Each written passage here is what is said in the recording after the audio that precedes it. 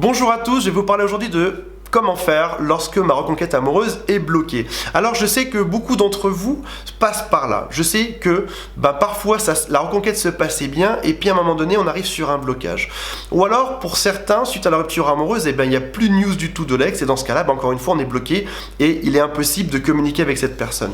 Ce qui est dur là-dedans, c'est qu'on avait l'impression que tout était possible, soit dans notre couple, soit dans notre reconquête, et puis qu'à un moment donné on arrive face à un mur. Comme si notre ex se renfermait dans sa coquille ou derrière sa carapace et qu'il était impossible d'aller plus loin.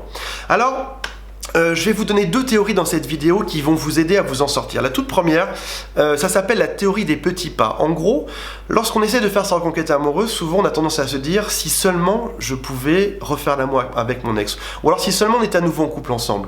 Mais si on réfléchit bien à ça, entre là où on est aujourd'hui et l'objectif qu'on a demain, se remettre ensemble, il existe des pas à faire avant ça. Premier pas avant de se remettre ensemble, c'est déjà peut-être de s'embrasser. Un pas plus petit pour se mettre ensemble, ce serait déjà de se revoir. Un pas plus petit, ce serait déjà d'avoir de bonnes discussions ensemble et de passer des bons moments ensemble.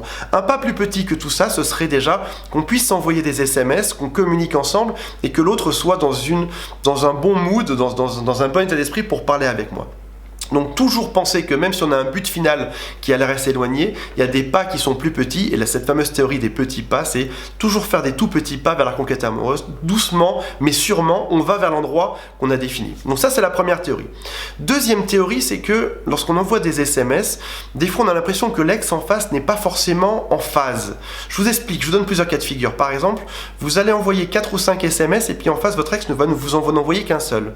Ou alors vous allez envoyer des SMS qui vont mesurer 3 km et votre ex vous répond juste par oui ou par non et c'est tout. Ça veut dire que votre ex n'est pas dans la bonne période pour vous répondre. Je vais vous donner un fait qui est surprenant et que pour l'instant personne n'a jamais expliqué. Il y a des moments où on est plus disponible que d'autres pour recevoir des messages, pour être dans un esprit de reconquête amoureuse. Je vais vous donner un exemple. Il a été prouvé que la journée la plus dépressive de la France, elle se situe toujours au tout début de l'année.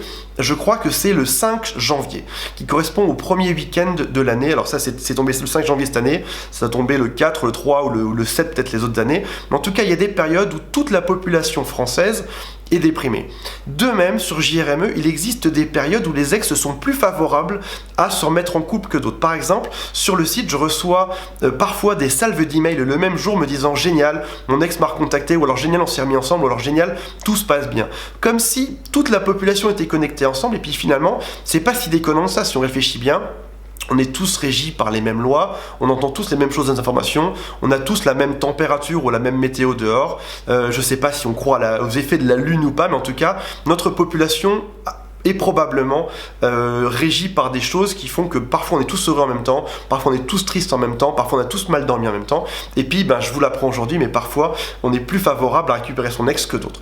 Donc si jamais on sent, et ça c'est ma deuxième théorie, si jamais on sent qu'on n'est pas dans le bon moment, si jamais on ne reçoit pas de réponse favorable, qu'est-ce qu'il fait? On refait un petit silence radio et on revient un peu plus tard. Ça veut juste dire que votre ex, en ce moment, n'est pas dans le bon mood, dans la bonne humeur pour se faire reconquérir, pour recevoir des SMS et pour donc continuer sa reconquête amoureuse. Donc simplement, plutôt que d'insister et de se taper un barrage ou un mur en face de nous, on attend un petit peu, on laisse passer quelques jours ou quelques semaines et on recommence. Et à un moment donné, vous allez sentir que le petit pas que vous allez faire sera le bon, parce qu'en face, votre ex sera ravi de vous répondre. Vous allez envoyer une blague, votre ex va vous répondre gentiment et vous allez continuer comme ça. Et si jamais vous sentez qu'en face de vous, votre ex redevient froid, vous laissez tomber et vous revenez simplement un peu plus tard, lorsque votre ex a priori sera sous de bons auspices, donc quand vous serez vous-même peut-être plus favorable à envoyer des messages qui seront rigolos ou qui lui feront plaisir. Donc voilà, c'est mes deux conseils du jour. En tout cas, gardez courage, gardez confiance. Je vous rappelle que le coaching Carton, c'est juste ici en haut à droite, et que toute l'équipe est là pour vous soutenir et pour vous aider dans cette reconquête amoureuse. Et dans tous les cas, sachez que la reconquête amoureuse, c'est une question de patience et de persévérance. Donc voilà, donnez tout votre cœur dedans. Ne soyez pas triste quand vous avez un message négatif, ça ne veut rien dire. Et je vous dis bon courage dans vos amours et dans votre reconquête amoureuse. Salut à tous!